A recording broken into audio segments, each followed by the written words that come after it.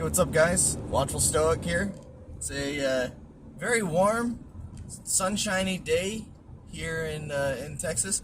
We got a little bit more of that Saharan dust. I can definitely see it this time around.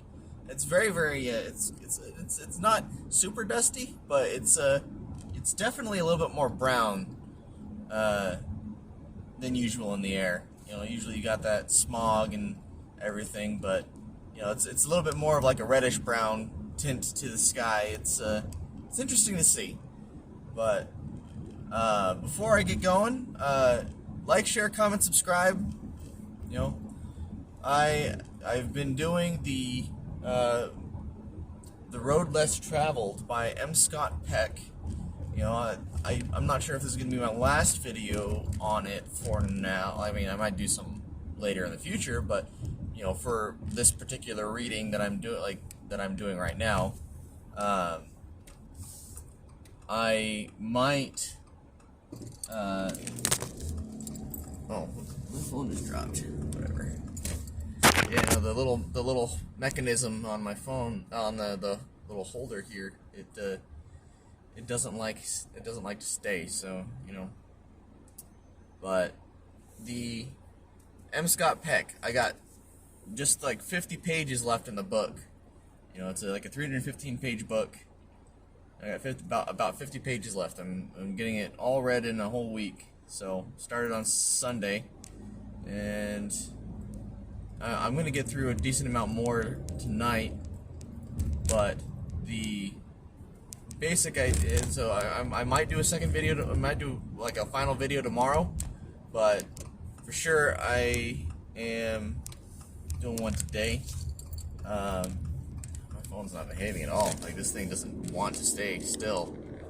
This is why I usually wait until I'm on the highway. But anyway, I'm gonna jump right into it. So today, as I was reading, he was talking about the concept of grace. He was talking about the concept of serendipity, and he was talking about another concept that I can't remember the name of. It's about things happening in conjunction with each other. I don't remember the actual word for it off the top of my head. My mind's just going blank. It's not doing me any favors at the moment. But so as it pertains to grace, he was talking about how there are things that happen to us or around us that we cannot necessarily explain or understand, and that the way he went about describing it is that there are lots of things that happen to people, and the way they respond and react is in an abnormal fashion. For example, he gave an example about a guy who is deaf and mute. So, couldn't talk, couldn't hear. Had a really rough childhood growing up, went through a huge amount of foster care. I think this was like back in the 50s or 60s, or even earlier than that. He didn't mention how old this guy was. But basically, so he grew up and he had a very, very awful childhood. He got sent to jail for starting a fight. Came out, got shoved into like a cubicle in the back corner of some dreadful space, and then his life just turned around. Like he became manager of his, of that floor. He started his own business. He became very successful, and when he finally went to psychotherapy, he only had a few minor problems with him. So the question is, like, if after all of that trauma, all of that severe mistreatment, and all of those negative things happening to him, he came out with relatively no problems whatsoever. And that was confusing to him. So now one could probably argue maybe he worked out his own problems throughout his life. Maybe. That's a possibility. But for the sake of what Dr. Peck was talking about, any other normal individual would not have I guess normal is very subjective. It's very relative, not subjective. It's very relative here. But any ordinary or predictable person would have come out with far different outcomes and possibly far more negative outcomes. Like after sustaining that much abuse and mistreatment, especially at the hands of the legal system, with a disability, mind you. Like, again, dude was deaf and mute, so life certainly wasn't easy for him, especially early on. But then he also talked about how in synchronicity, that's what the word it was. Synchronicity, serendipity, and grace. Those are the three things he was talking about. How so in that aspect, there was something that protected this guy,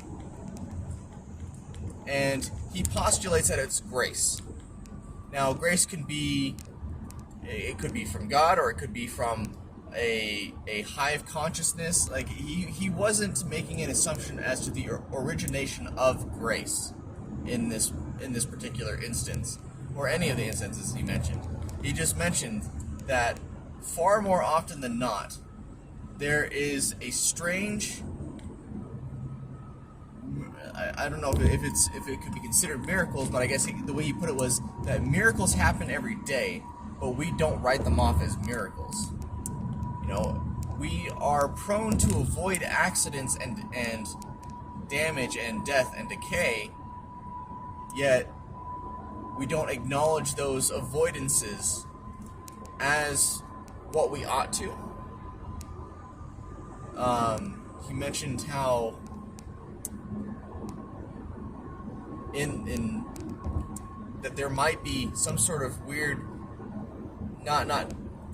these are my words here, but ephemeral connection between humans where where every one of us is trying to unconsciously do the right thing and protect each other, and that there are a lot of these very, very strange instances where people can undergo a lot of very traumatic experiences, a lot of traumatic physical injuries, and a lot of very traumatic things, and then still somehow not be all that affected by it from a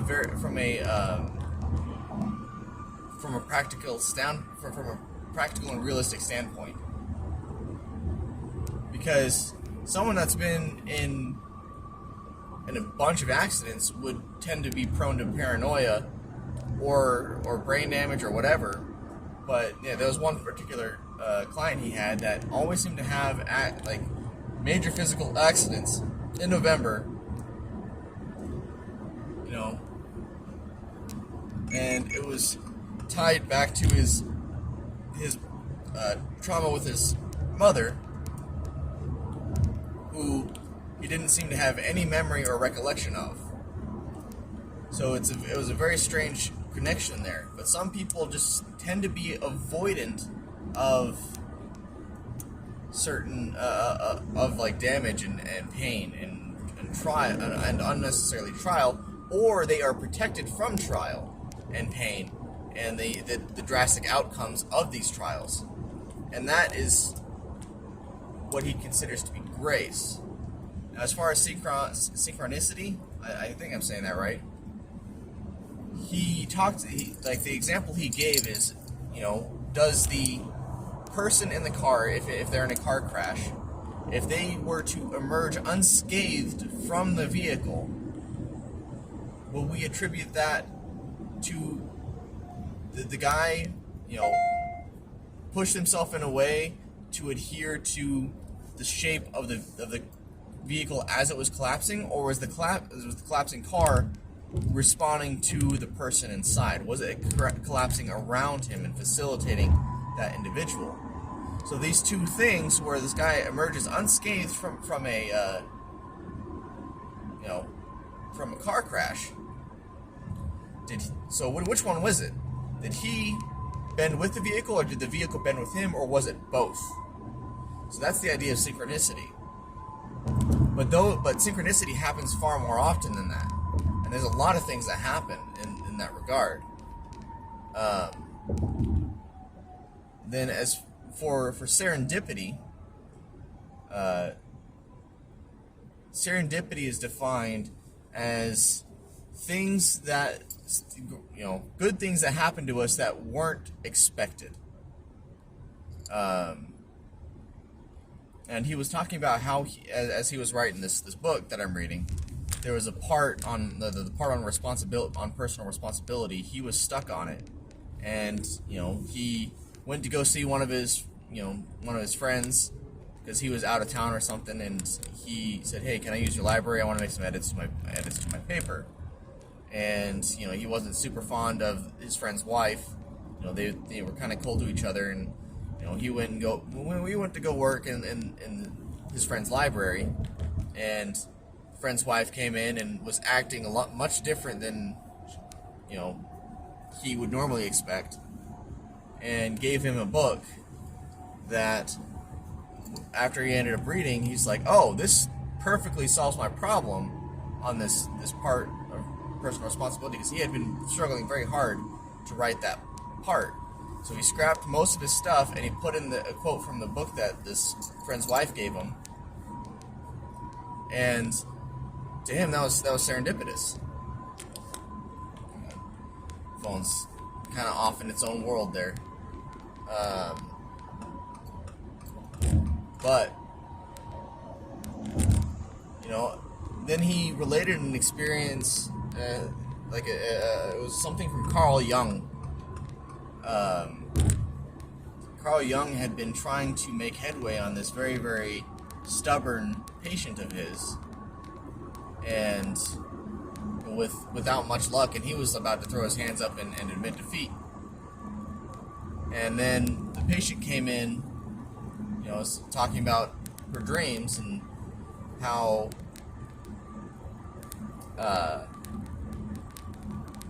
she imagined that someone had given her a golden scarab beetle, and right as she said that, a beetle came and started tapping on the glass outside the window. So Carl Jung opened the window, grabbed the beetle, and said, "Hey, here's your scarab beetle." And that apparently opened this patient up, and they literally just cracked open and spilled all everything that Carl Jung was trying to get out of this person, with the intention of helping, of course. But that's a good example of serendipity. Going back to synchronicity, there's another example I just remembered him talking about. How some people have a strange psychic connection with people, and why psychics generally tend to, there are some renowned psychics that have the capacity to tell the future in some way. Whether or not you consider that malarkey is up to you. I am unsure. I'm sure there are some people that have that capacity. But he talked about how some people have the ability to transmit images from themselves to a sleeping individual a few rooms over. And there was a study done on it. I don't have the citation in front of me right now, but it's a very, very interesting phenomenon that people can do that. It would also help. It also reinforces the idea that twins and or siblings can tell when other twins or siblings are feeling pain, sadness, happiness, joy, whatever, that they are connected on some deep-rooted level. He also mentioned the idea that maybe, just maybe, that because there's a lot of times when we're going through our road of life and we recognize something that we may not have seen or heard before, but it seems familiar to us, that perhaps we have a shared collective of knowledge granted to us by the people who have passed down their genetics to us. That maybe knowledge has somewhat of a genetic aspect to it. So that's an interesting idea. But who knows? Maybe it's just like there's certain things that ring true to people. It's contained within the DNA that builds us up as we grow, and it might not be 100% the same thing. Like we probably, I mean, we don't have memories of people that have existed, but the possibility of us recognizing knowledge that our ancestors may have learned in the past might be present. So that's an interesting idea that I'm not sure how to think about it. Like that's just such a strange thing. And then at the last bit I read is that that grace has to originate from somewhere, and we being a collective of human beings, scientists, anyone that is aspiring to become more spiritual and to grow, is that we need to consider the possibility that we are to become like God. And I'm not making this up. That we are to become like God, and that it is the most terrifying possibility that he could imagine. This falls in line with some Christian sects, but sects, the CT, not SEX, no, SECTS. With some Christian sects, that we can become like God. Most Christian denominations will call that heresy and blasphemy. But he did suggest that us becoming like God is our way of fighting against the entropy of the universe, because that's the ultimate destination for mankind. That as we continue through life and as humanity progresses, we're constantly becoming more and more moral, more and more spiritual, more and more advanced as a species, and that the eventual outcome of that advancement is to be like God or gods. Let's see how much time do I got on this thing. Oh, I'm pushing 17 minutes. I'm probably definitely going to be making an additional. Actually, I'm just gonna make this video a little bit extra long. That's fine. But because I'm sure there's more stuff that I'll want to have time for tomorrow in the next video. But I gotta backtrack a little bit, because before we get into the before he talked about becoming like God, he was talking about the unconscious and how the unconscious has a huge plethora of knowledge available that we don't seem to know within our conscious mind, and that our subconscious is trying to help keep us alive, trying to do what is best for us. And the idea of, say, a Freudian slip, that is the subconscious trying to relay a message out to try to grab our attention or someone else's attention in order to provide us more knowledge and more completeness. And the more we are able to explore the subconscious mind and to learn what it knows, because even though the subconscious resides within us, we do not know what it knows. But I think, actually, if I recall correctly, this concept it dives deeper into it on the next part I'm going to be reading. So I'm going to probably call it there. Let's see, 19. All right, 19, almost 20 minutes here. But anyway, I'm going to leave it right there. Man's Search for Meaning, great book. Anyway, love you all. Take care of yourselves. Like, share, comment, subscribe.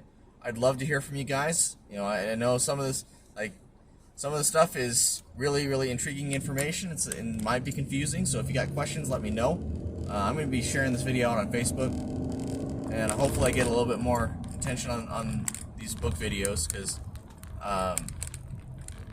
honestly, I kind of like relating what I'm reading to you guys because there's a lot of really good information in these books. You know, I think the next book I'm going to be doing is Viktor Frankl's Man's Search for Meaning. It's a much shorter book, but it's fantastic. It's great. Anyway, love you all. Have a good day.